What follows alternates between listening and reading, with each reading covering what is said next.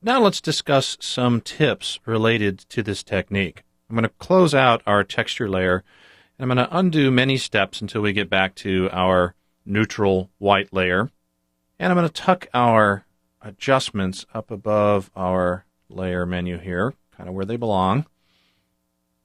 And I don't need our masks layer here at all, so we'll throw that in with adjustments. So okay, we've got our screen back where we want it. Let's talk about some tips. We're going to work with a sphere this time, but before we do, I'm going to come back up to the filter menu, come down to render, and choose clouds, which we're going to now apply first before we convert the layer. I wanted to do that because I want to show you the difference in how the layers behave. So let's come back up to the 3D menu, new mesh from Grayscale, and this time choose sphere. And the end result is this wonderful asteroid type effect. I'm going to get our widget out of the way. It's a little bit too big. If we rotate this around, you'll see, sure enough, we've got a pretty interesting asteroid thing going on here. Make sure that we're in the front view, where we started. And let's, once again, access our depth map and come up, give ourselves two windows to work with. And come over and apply levels as an adjustment layer. And just take your output black and crank it about 60% of the way across. My output level here is at 170. That should do it. Come back over, and we'll end up with a much more round shape. It still looks like a nice bumpy rock, but it'll illustrate a problem that I wanted to identify and then show you how to solve. And that is, if we now rotate around to the back of the object, you'll see we have a problem. And that problem is we have a seam. So we've generated an object, but the texture doesn't match. And this is why we originally started out with that funky image size that we set up at the beginning of the lesson, 550 by 550. It turns out there's a trick with fractal noise. It's been around for a while, but not a lot of people know about it. So let's talk about it now. I'm going to close out this layer. I'm going to undo back to the point where we just have noise. There we go. Let's take a closer look at this layer and see if we can understand what's going on. A very useful tool for dealing with seams in 3D, where a texture doesn't match up to another part of a texture, but you need it to seamlessly loop, is found in the filter menu down here under the other category, and it's called offset. And when you choose offset, it allows you to push pixels off one side of the screen. And when it pushes them off the screen, it brings them on the other side of the screen. So by adjusting the offset value, you can pretty quickly tell if you've got a problem with seams. And certainly here is a case where we do. And in many cases, if this was a natural photograph or something where you wanted to paint in the seams, you would use Photoshop's retouching tools to match the two parts of the image that need to work together. You would paint in a sky, for example, if you were trying to do a seamless panorama, or whatever.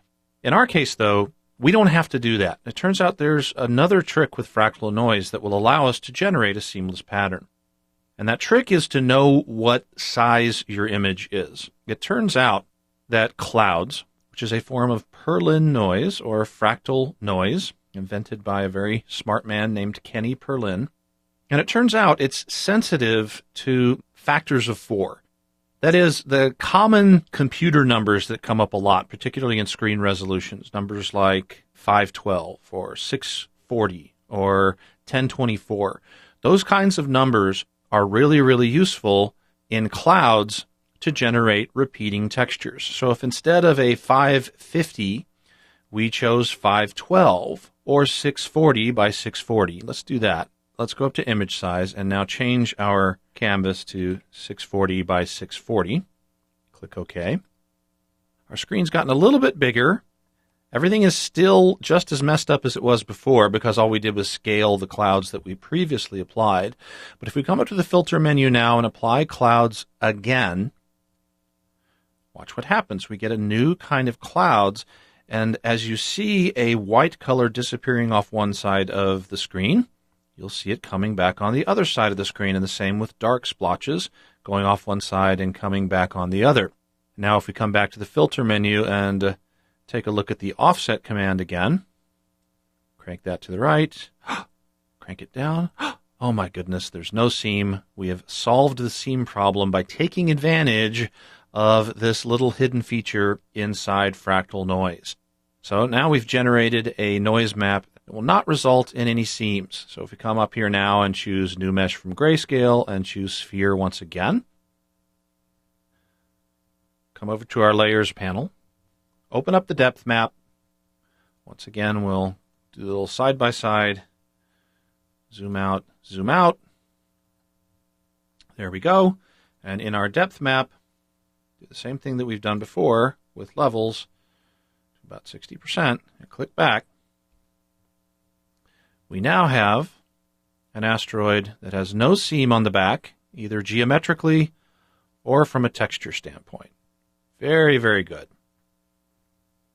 And now might be a good time for you to just take a little bit of a break and play with this. You've seen a few techniques that allow you to create these sort of organic-looking boulder objects. And I encourage you to experiment a little bit. You can try painting on the depth map and seeing how that affects the shape of your object. Just fiddle around with this so that you get comfortable with it. And when you're ready to come back to our next lesson, we'll talk about generating more precise shapes, not this organic stuff that looks like random boulders, but real controlled objects.